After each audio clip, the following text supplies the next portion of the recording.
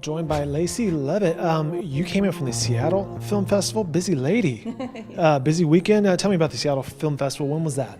It's the largest film festival in North America. It's the largest and the longest, so they go on for like 4.5 weeks. Jeez. So it's a really big thing, and they have a VR sidebar as well. So I had a short film, actually at both that festival and this festival, I had a short film, Little Potato, that I produced, which is a flat short film, and then the companion VR short documentary, Potato Dreams. How long have you been in the film business? A little over 10 years. So I come from mostly feature film producing. So I produced independent features that are like a lot of Sundance and South by kind of material. I work with Lynn Shelton quite frequently, Megan Griffiths. I co-produced Colin Trevorrow's first feature, Safety Not Guaranteed. Did you ever think you'd be saying flat film? I didn't. No, it's really funny. I like to call them flatties, which makes me think of like talkies back in the day. Because everything's changing so quickly. But I still love my flatties. I'm still going to keep working in flatties, but I also really love VR. Okay, so she's here on the virtual reality front, which they had a seminar here at 21C this morning. So what did you talk about? We talked about what it's like going from being shooting regular flat film to shooting and thinking in 360. That's been sort of the most mind-bending part of it for me personally as a filmmaker, going from having a frame to work with and all the cinematic language we've built up for 125 years to now we're thinking you have to have like part of your brain is cinema, but part of your brain has to be more theater and more spatial and even a little like sculptural. Like how are you relating to pieces in space when they're coming at you and all around you, as opposed to within your fun little frame. I was chatting with someone who attended the seminar earlier, and that's what he was talking about. It's kind of hard to wrap your brain around. It's not just a screen now; it's the world around you. Yeah, how do you wrap your brain around something that's already 360? It's really hard. So how do you like it? I love it. I love it a lot. Yeah, I think there's different.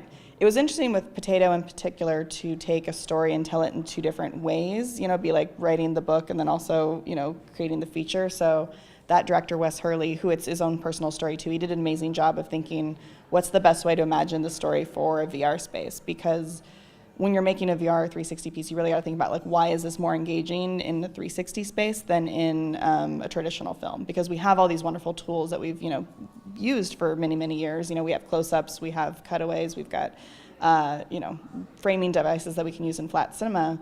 So if you're going to be losing those tools, why would you be choosing to do it in this way? Like why would being a user, being able to look everywhere, other than being able to look everywhere, what's the point? So I think really asking yourself, honestly, with any art and with any medium, why would this be a film? Why would this be a VR piece?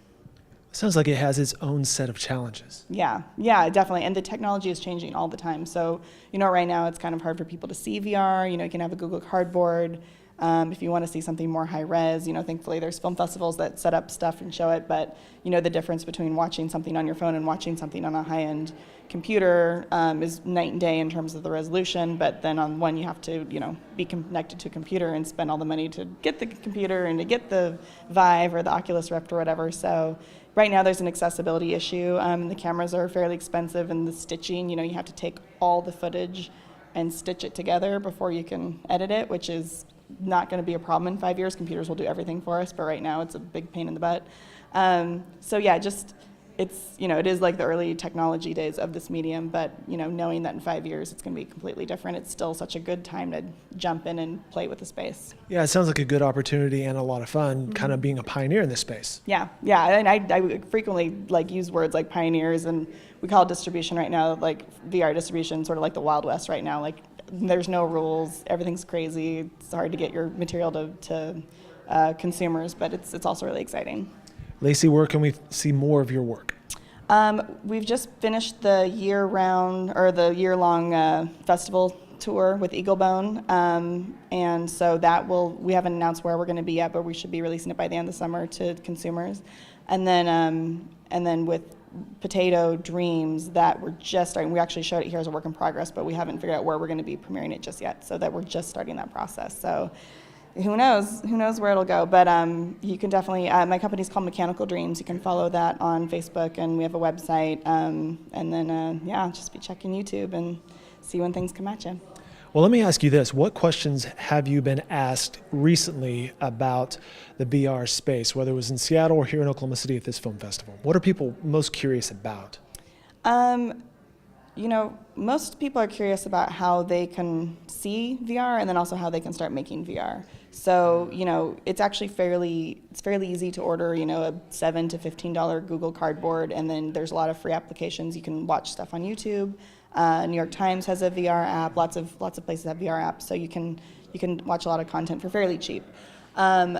But then for making it, there's also cameras are as cheap as $350 for just prosumer cameras that aren't going to give you the highest resolution, but it's just a good entry level into playing in the space and figuring out what works and what doesn't as a storyteller. Like a Ricoh Theta, something like that? Exactly. So there's the Ricoh Theta S, which I recommend if you have an iPhone, I would say get that camera because you can do live preview on your phone there. If you have a Samsung, I really recommend the Samsung Gear camera because it's a little bit higher quality, and then you can do your preview on your phone as well, but only if you have a Samsung phone. Look at Lacey dropping product knowledge. That's awesome. Well, hey, thanks. Have you been to Oklahoma City before? No, this is my first time. I love it so far. So I'm going to get some barbecue later, which I'm very excited about. Very nice. When did you get here, and how long will you be staying, and then where's next? I actually just got in on a red eye this morning. So we were at Seattle National Film Festival, and then I flew overnight and got here, and then I fly out tomorrow, sadly. So what should I see while I'm here? Well, you're in the right space. This is kind of the emerging area of Oklahoma City, the west side, and then if you wander down this street, there's plenty to get into. Okay, good. Yeah, this facility is great. Like the art that's going on here, as well as being able to go in and do see the VR content and then have the panel. It's like such a cool meeting spot. So I'm excited to check out the rest of it now. And there are purple penguins right down the way that will follow your shadow. Really? Oh my gosh. Okay, well I'm going to do that next. All right. Lacey That's Leavitt. real reality. It's not just virtual reality. That's like That's right. mixed reality. It's like there's an actual purple penguin in this reality following your shadow. Danny DeVito is lurking around somewhere, right? Nice. Lacey, great to meet you. Congratulations on everything, and thank you for your time. Thank you.